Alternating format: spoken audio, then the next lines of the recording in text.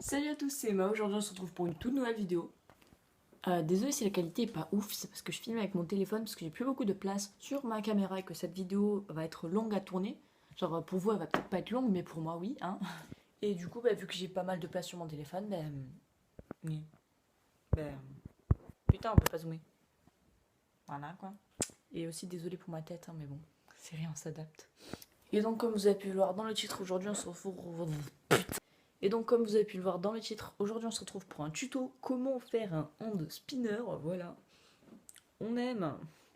Et en fait de base, si j'ai réussi à le faire, c'est grâce à un tuto que j'ai déjà fait sur YouTube, mais vu que vous étiez pas mal à me demander comment j'ai fait, je vais reprendre le tuto en question, mais je vais quand même donner sa chaîne parce que c'est grâce à lui en quelque sorte que je fais la vidéo.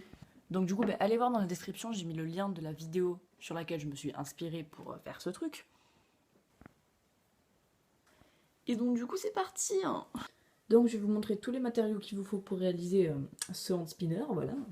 Donc il vous faut tout d'abord des roulements à billes, voilà. Donc si vous savez pas ce que c'est ça.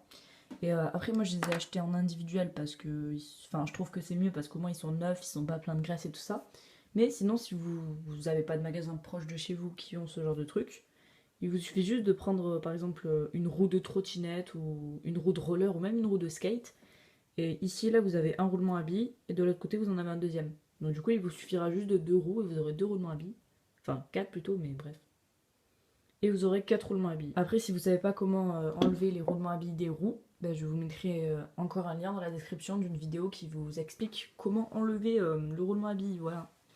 Mais après, comme je vous ai dit, moi je préfère les acheter neufs parce que ça roule mieux en fait, genre c'est, je sais pas, c'est mieux. Voilà. Ensuite, il vous faut de la pâte Fimo. Voilà, je sais pas si vous connaissez. Et en fait, c'est un peu comme de la pâte à modeler, mais en beaucoup plus dur. Et ça cuit au four en fait. Genre, ça se mange pas, hein, tranquille. Après, je vous expliquerai à la fin comment le faire cuire. Mais du coup, il vous faudra de la pâte Fimo. Et si vous savez pas où en trouver, pareil, en fait, c'est comme la colle liquide, c'est dans tous les magasins de papeterie. Et si vous savez pas c'est quoi un magasin de papeterie, vous demandez à vos parents, voilà. Non, en vrai, c'est genre Cultura, Martin Delbert et tout ça pour ceux qui connaissent. Et le plus important, il vous faut un gabarit, voilà. Donc c'est exactement la forme du hand spinner en question. Et moi justement, je l'ai imprimé et vous pouvez voir le nom de la chaîne de celui qui l'a fait, voilà, Gloopy. Et du coup, si vous ne savez pas comment faire ce gabarit, je vous mettrai l'image en fait dans la description, genre je vous mettrai le lien de l'image, vous l'imprimez, vous découpez tout autour et c'est bon, vous avez votre gabarit. Mais du coup, il vous faut une imprimante aussi. Et après, pour bien écraser la pâte, il vous faut quelque chose de solide en fait, genre de plat, de solide, genre, vous voyez, genre pour forcer comme ça, pour éclater le fimo. Donc moi j'ai un couvercle comme ça et j'ai un rouleau. Donc tout d'abord, vous allez prendre votre pâte fimo, voilà. Et vous allez l'ouvrir.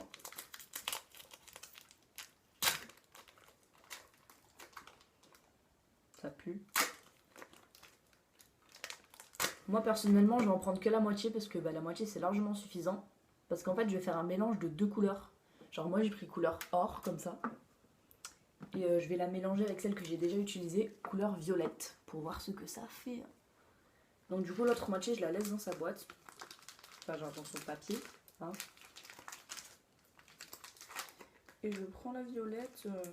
Allez, j'en prends un petit bout. Après ce que je vous conseille c'est d'abord d'en faire une boule avant de l'éclater. Parce que là c'est vraiment dur donc genre faut bien le malaxer avec vos mains en fait.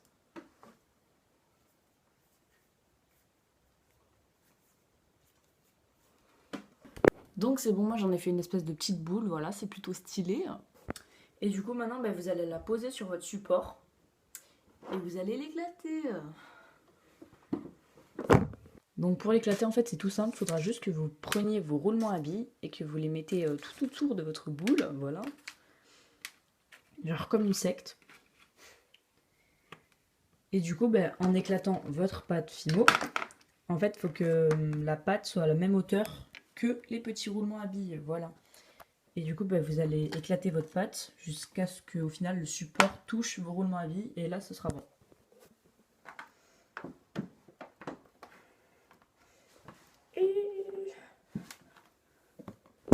Donc voilà, une fois avoir bien éclaté votre pâte, il va falloir mettre votre gabarit dessus et voir si genre votre gabarit il rentre entièrement dans le truc. Donc du coup moi c'est bon, mon gabarit passe tout pile, genre là dans le coin ça passe. Ok. Et du coup au cas où si c'est pas encore assez bien éclaté on va dire, vous allez remettre vos roulements à billes tout autour. Et vous allez réappuyer un coup mais avec le support dessus cette fois-ci. Et donc ensuite à l'aide d'un cutter ou d'un couteau, mais en tout cas je vous dis il faut un couteau genre qui ait pas de pointe en fait, genre pas qu'il y ait des trucs et tout ça parce qu'après genre sur votre pâte ça va se voir. Donc du coup ou un couteau lisse ou un cutter, mais dans les deux cas faites attention à l'utilisation. Hein. Je voudrais pas que vous vous coupiez des doigts. Hein. Et du coup vous allez couper tout autour de votre gabarit et enlever la pâte inutile. Et voilà. Hein.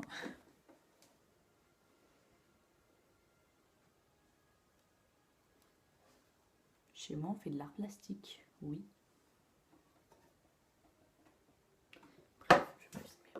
Et donc du coup, après avoir bien découpé tout autour de votre forme, moi perso j'ai foutu la pâte inutile en boule sur le côté. Hein. Vous allez juste enlever le petit gabarit en papier parce que maintenant on n'en a plus besoin. Hop. Waouh. Et là du coup, va falloir commencer à faire la forme des roulements à billes. Et ça, on va dire que c'est un petit peu le plus complexe puisque faut pas se rater en fait. Donc moi je vous donne ma manière. Vous allez poser vos roulements à billes dans chaque coin. Et si vous ne savez pas vraiment où les placer, regardez par rapport à votre gabarit, pardon.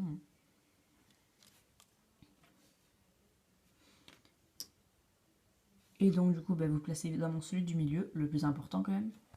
Et vous allez appuyer sur chaque roulement à billes légèrement de sorte à ce que vous puissiez voir la trace pour faire le contour au cutter après. Donc du coup voilà, vous appuyez juste un peu mais pas trop, histoire de ne pas défoncer votre pâte. Et après vous les enlevez.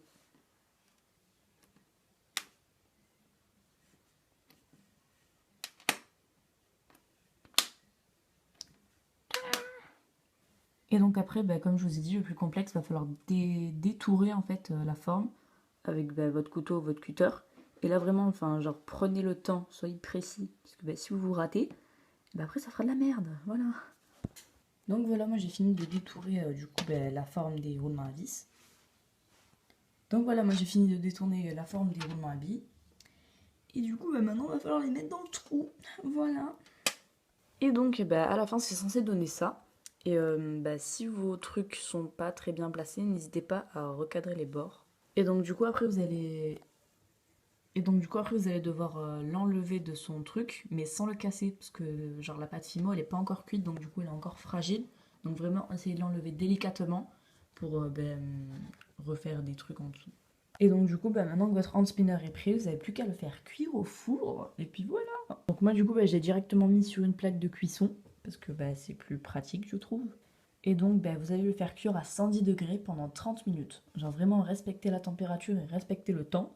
Et tout sera parfait, voilà.